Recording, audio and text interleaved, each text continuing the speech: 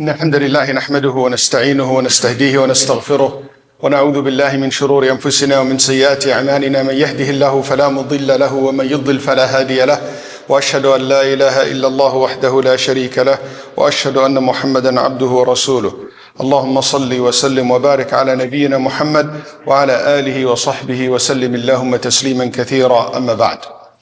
I would like to continue our conversation last khutbah about relationships.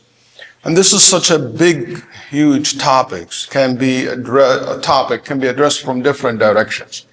And one of the points that I would like to remind ourselves about and to start my khutbah today with, a concept that I touch upon in the end of my talk, which is أنه من كثرت علاقاته كثرت مسؤولياته. The more relationships you have, the more responsibilities you carry. And that absolutely. ولذلك كان يقول عمرو بن العاص رضي الله عنه يقول من كثر أصدقاؤه كثر غرماؤه. Amr ibn al-As said, when you basically who have so many friends will have also many creditors. Because everybody wants his rights. And I told you one time, I'm sure some of you maybe have that. You will be invited to 3 different places in the same day. So I go to the first one and, gives quickly at the beginning of the event and leave.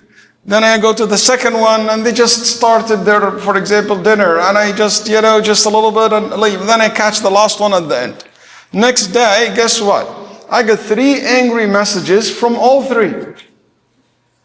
You didn't stay enough. You just came in the last time. You just came for food. You were about us. So I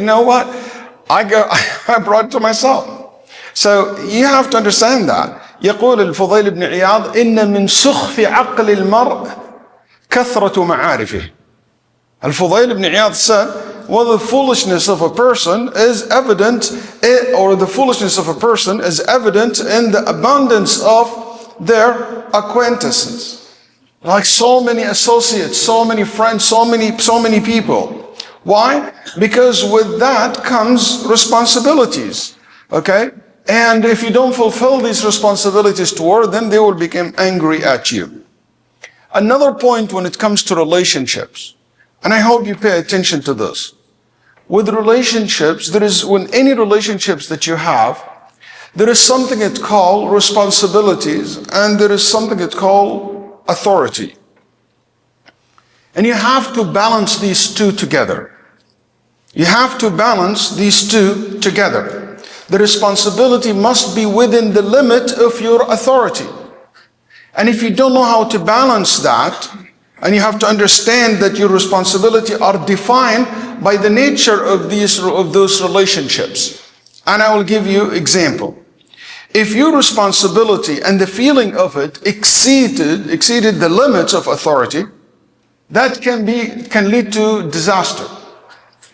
And if your authority is so high and so large, your authority is high, but your sense of responsibility is so low. Let me give you an example. I'm a doctor. I have a patient came to me. I have responsibility toward that patient to treat the patient. Let's say this is a male doctor and she is a female patient. I give her the medications, I do everything. Then she leaves. And I feel like, I'm responsible for her well-being. Let me take her phone number and give her a text, call her, message her. How is your high? And I start going beyond my authority. That's not in your authority. That's beyond your limit. Now you're really suspicious about yourself. Now you're getting in, you cross the line. You felt so intense responsibility and emotionally attached to this issue, an employee of you. As somebody that a friend, and you became so investing emotionally, and that leads you to cross your salahiyya. It crossed your authority. And that can lead to doubts about you, can cause disaster, can cause problems. In other way, when your authority is so high, but your sense of responsibility is so low, I'm coming to Jumu'ah Salah or coming to the masjid to pray while I see my kids playing and I don't talk to them. I have the authority to order them to go. I have the authority to make sure that this happens. But I don't exercise that authority because I have very low sense of responsibility. It's so important to balance this with your friends, with your family, with your employees, and I will say even with, with big issues, like issues related to humanity or responsibility in a greater scales. When you don't understand this, you live in misery. Yani, for example, sometimes there is a big, huge crisis happen in the world. You have to understand that you have responsibility, but your responsibility and your authority have to go aligned. Because if you don't do that, what happens? Sometimes you feel that, you know what, I have responsibility towards what's happening, so I have to take actions. And I exceed my authority. I don't have the authority to take these actions, to make that change. So what happened, people will cross the line and will do things which is illegal, things which is harmful, things which cause much problems to themselves, to their family, to their community, to their country, and so forth.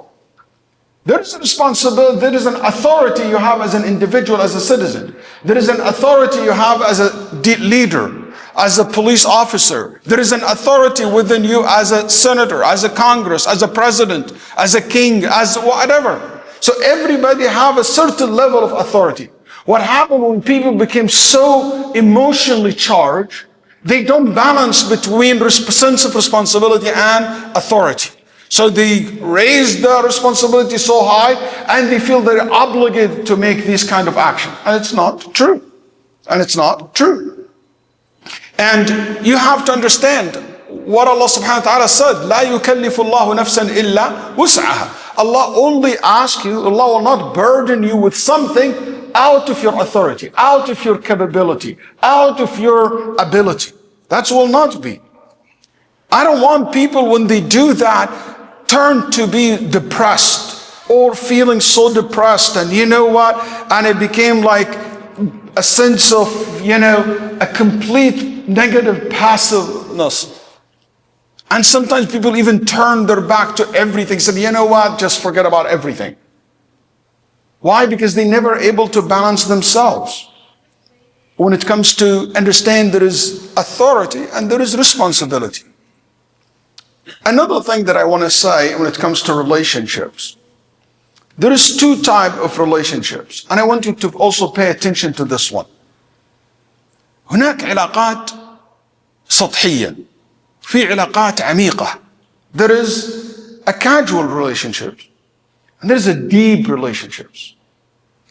Associates, people that I know, acquaintances, and there's friends, close friends. My buddy. Do you know somebody who's so near to me? There's this very strong tie. If I ask a question, your relationship with your wife, which one of these two? Your relationship with your kids, your relationship with your parents, with your siblings. I'm sure all of you will say, it should be the deep, strong one. That's what it's supposed to be, but the reality many times is very different. It's not. It's actually superficial. It's so thin layer of relationships. How would you define if it is a deep relationships or it is just a superficial or it is a casual relationship? Casual relationships is all about facts and informations and questions, orders. That's it. That's a casual relationship. How are you doing? What's going on? What happened in school? What happened to you in your day? Did you do this? Did you do that? Certain list of orders, facts, information. What color do you like? What do you do? That's it. That's a superficial relationship. That's the kind of relationship that we do when we travel in the airplane and somebody next to you and you start looking for just any conversation to start. Unfortunately, so many of us with our kids and family members and people close to us, it's so light like that. A deep relationships, it means a relationship where you express your love, your feeling. When you turn to that person, you know that I turn to that person when I need help, when I am in need of support. I can tell that person my feelings, my secrets. And that's so important to understand. So you don't fool yourself when it comes to the relationship. And you need to invest for those who Allah subhanahu wa ta'ala order you to have a deep relationship with, to make it deep and to invest in strengthening that relationship. Don't turn your relationship with your children to be just an informative relationship. I know some information about my kids, but there's no like strong connection. You know, sometimes I'm guilty with that as many of us. Sometimes when you come bring your kids and you hug them and you hold them, you can feel, they just wait for you to go by. You know, just to let me go. You know why? Because we're not used to that. We're not used to be emotionally connected with people. I know we are a different way of people. I know we have a different colors and styles.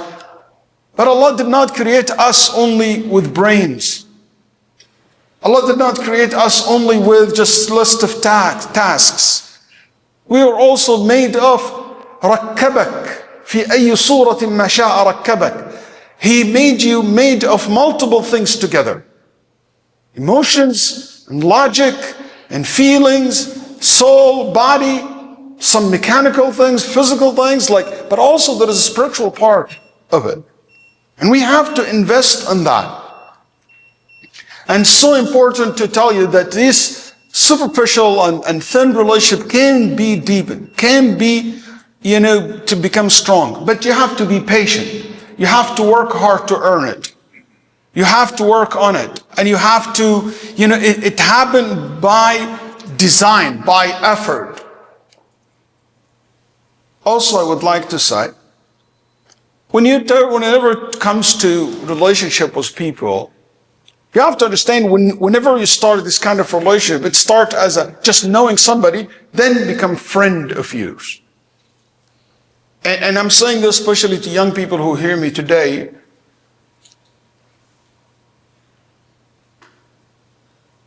The word love and a strong feeling doesn't just happen instantly. Ya Sheikh, you don't believe in love from the first sight? No, I don't. And I challenge you. You might like someone from the first sight. You might feel comfortable about someone. But the true meaning of love never happened like that.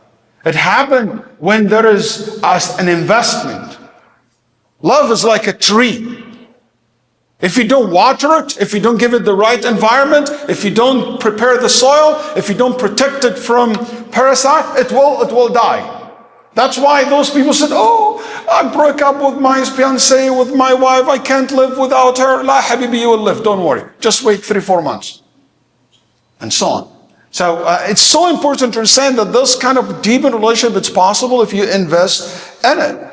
And when you walk into people and you just get to know them, it's like walking to any new land. You don't know what you're going to see. Is it going to be a dusty land, a smooth ride? Is it going to be rocky? Is it going to be dry? Is it going to be, mountain, valleys? All kind of people you deal with. Like all kind of different landscapes that you can deal with. I like it when some of my friends once said, relationships, it's like geography. But love and deep relationship is like history. Because you make a memory. May Allah subhanahu wa ta'ala make us among those who, Allah give them the best of understanding of how to deal with people in the best of manners. أقول ما سمعتم وأستغفر الله لي ولكم فاستغفروه. الحمد لله وحده والصلاة والسلام على من لا نبي بعده وبعد. My brothers and sisters, one of the things that's important for us when it comes to relationships and deepening these relationships is investing time. I often say that kids, especially kids, they spell the word love, T-I-M-E, time. spending time with the one that you want to strengthen the relationship is essential. And a quality time. Not the time with everybody busy in their phone, not the time with everybody watching TV or watching something. No, investing time to talk to each other, listen to each other, have a drive together, going have a lunch together or dinner together, spending a weekend together, spending a vacation together. That's basically quality time. It's a very meaningful thing to strengthen the relationships. SubhanAllah, Allah subhanahu wa ta'ala, when He showed one of His favorite upon one of the mushrikeen, He said that one of the things that Allah blessed him with, وَبَنِينَ shuhuda. I blessed you with children who are shuhud. Shuhud, it means they are with you. Because you have children, but you don't know where they're at. They're all over the place. They never spend time with you. No, these children of yours are around you, supporting you, with you, next to you. That's a great blessing if it's happened. So it's something of meaning. And what I told you, like Corona have shown how much we don't know each other. We don't know how to stay around each other's. Sometimes the only connections in the house is the Wi-Fi password. That's the only common thing between all of us. That's sad. And anyway, I ask Allah subhanahu wa ta'ala to always give us success in our life. And I would like to end this khutbah by mentioning that this Friday we have make it dedicated to remember one of the biggest crises that we have in modern time today, which is in Sudan. One of the world's largest internally displaced community in the whole entire world. 10.8 million people were displaced from their homes. You have 25 million people, they have food insecurity in Sudan. You have 70 to 80% of hospitals non-functional in Sudan today. The RSF, if you know what that is, the Da'm al-Sarih Hemeti Group, Rapid Support Forces, and between them and the SAF, the Sudanese Armed Force, the war and the civil war going on, it's crazy. 17 million children out of school. Some area are clearly an ethnic cleansing, recognized by many international organizations. So this crisis is not in any shape or form less than what we see around the world today, in Palestine and others. So I just hope that we create awareness about these things as much as we can, and we ask Allah subhanahu wa ta'ala to make it easy for everybody. So I encourage each and every one of you guys to support your brothers. Inshallah, tonight and Friday Night Lights, we're going to talk about tales and stories from Sudan, history of scholars and civilizations that a lot of people don't know about from that part of the world. May Allah subhanahu wa ta'ala to make it easy for our brothers and sisters in Sudan, and our brother and sister in Palestine, and our brothers and sisters who are suffering also after the earthquake in Afghanistan. And we ask Allah subhanahu wa ta'ala to make it easy on us here in our country and to protect us. And we ask Allah subhanahu wa ta'ala to forgive our sins and the sins of our parents, and to forbid us and our family and parents from the hellfire. اللهم اختم لنا بالصالحات اللهم اغفر لنا وارحمنا وعافنا واعف عنا وأكرم نزلنا اللهم آتنا في الدنيا حسنة وفي الآخرة حسنة وقنا عذاب النار اللهم إنا نسألك الجنة وما قرب إليها من قول وعمل ونعوذ بك من النار وما قرب إليها من قول وعمل ربنا قنا وأولادنا وذرياتنا وأزواجنا وبيوتنا وأهلينا وأموالنا شر الفتن ما ظهر منها وما بطن يا ذا الجلال والإكرام وصل اللهم وسلم وبارك على نبينا محمد وقوموا للصلاة يرحمكم الله.